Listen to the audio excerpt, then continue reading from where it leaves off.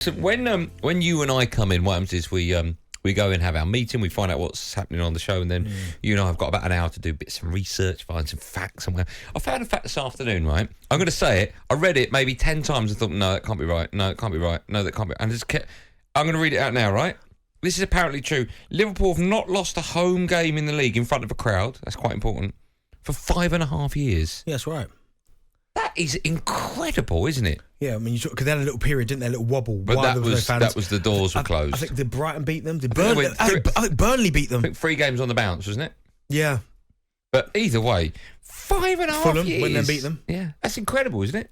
Yes, that home form is incredible. Yeah, it is ridiculous. But as we found out earlier on, Man City going to this game for the first time in 18 years, a team going to Anfield as odds-on favourites, and it's not Liverpool. I mean, it's going to be incredible. I mean, take the Community Shield, which Liverpool won 3-1, and the FA Cup, which they won 3-2. Because if you can remember, the FA Cup was where Manchester City, I think they changed a lot of the players, didn't they? But Liverpool still got the job done. Mm-hmm. The 2 Premier League games that we saw last season, the 2-2s, oh my goodness.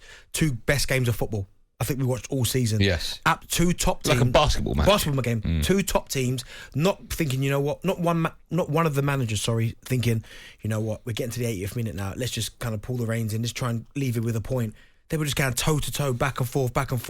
I think it was the one at Anfield was the one where I was like, wow, what a game of football that is. Yeah. Both unbelievable. Let me ask you, the gap between Liverpool and Arsenal is 14 points, so it's 13 points between them and Man City. But at the moment, the gap, Liverpool are 10th.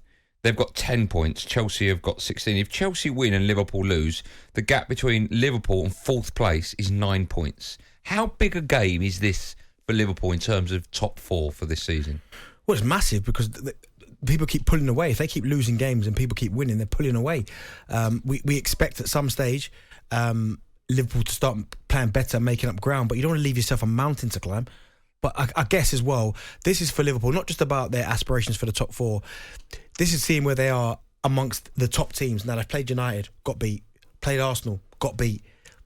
You know what I mean? They've got Manchester City to come up. If they could come up, kind of get a result, a positive result, then it might give them the impetus to then go move forward. I know the 7 against Rangers gives them the confidence, but can they take the confidence from that game into this game? But if they didn't get beat by City, that's 3 of the top 5 teams that beat them. Let's hear from both managers, shall we? Of course, you mentioned it there. Liverpool will be full of confidence after beating Rangers 7-1 midweek. But up next, they have got Man City. And manager Jurgen Klopp insists this game is just as important as the last season's meeting, despite Liverpool being 14 points off the pace. When you play City, it's results left and right are not really important, because this game requires all your focus, requires all the things you know about football. It's us against Man City. Yes, they are in the moment definitely the best football team in the world. That's how it is. But we will give it a try anyway, knowing there are no guarantees. But we know we get help from a full Anfield, and we try to use that. That goal there from Salah against City in this fixture last season, same type of finish that you thought he tried to pass the other day. Same finish. Well, he did try to pass it for his hat-trick. But do you know what, Liverpool fans, they need to see that Mohamed Salah in this game. If they're going to have any chance, what a goal that was. If they're going to have any chance of winning this game, Liverpool, Mohamed Salah has to step up. He's not in the Premier League. He's not stepped up so far this season.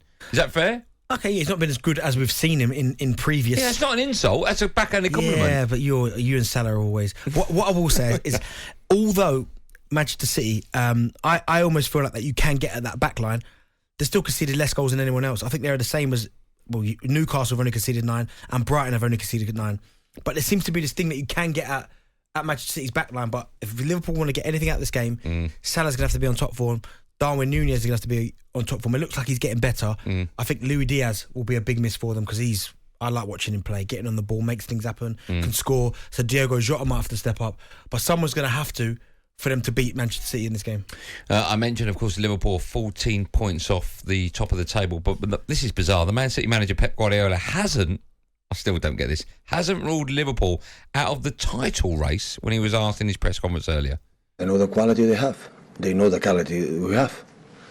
So if I would say this question when 10 games left, I would say I think Liverpool cannot catch the top of the league, in that case Arsenal.